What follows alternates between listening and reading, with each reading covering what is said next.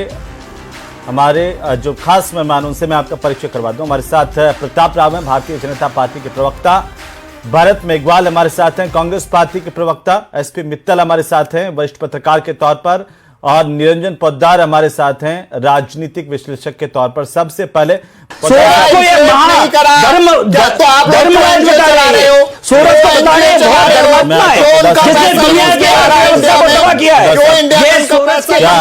Congress party के संकट बन रहे हैं, कैसे आए ये बीजेपी के आरोप कैसे देख पा रहे हैं आप?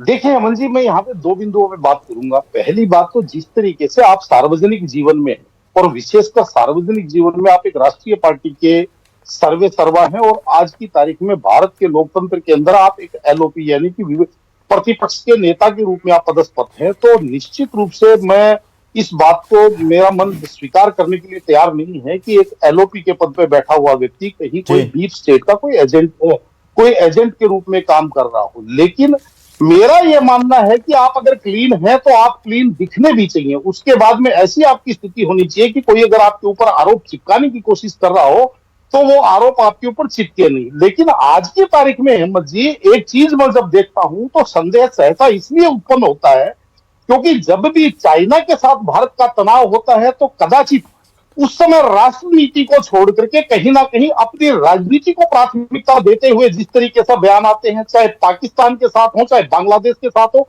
जब विदेश के साथ भारत का चाहे वो मालदीव के साथ हो, उस समय जब आप किसी का विरोध करते करते राष्ट्र के प्रति अगर आपके कोई शब्द ऐसे हो जो विरोधाभासी शब्द नजर आ रहे हो तो कहीं ना कहीं संदेह उत्पन्न होता है।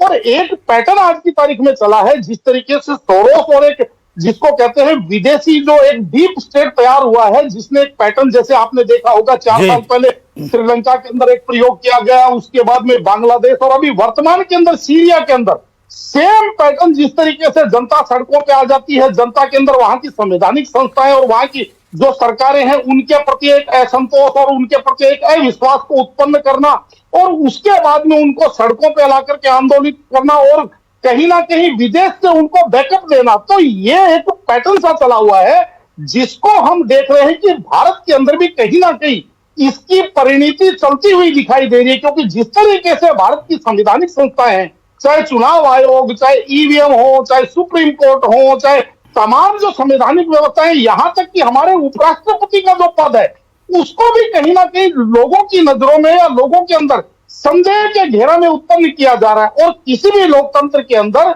जब इन चीजों के अंदर लोगों का विश्वास खत्म हो जाता है या लोगों का विश्वास घट जाता है तो कहीं ना कहीं ऐसे ही सड़कों पर उत्पात होता है। तो कहने का तात्पर्य ऐसा देख करके मन के अंदर घबराहट निशाना भारत है क्या?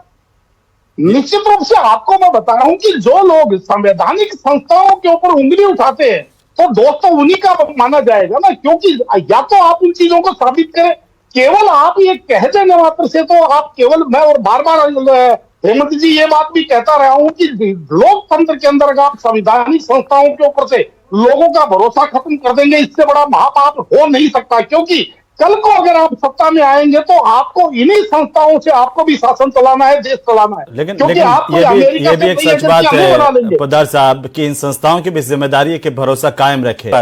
पोद्दार साहब क्या कह रहे हैं आप? हाँ, पूरा कर लीजिए। मैं ये कह रहा हूं हेमंत जी, आज मुझे एक बात बताइए, सन 1980-85 की कांग्रेस बदली सी क्यों लग रही है? मैं इसलिए कह रहा हूं, वो कांग्रेस कहती थी हम दो, का पैसा आ गया। आज कहते हैं जिसकी जितनी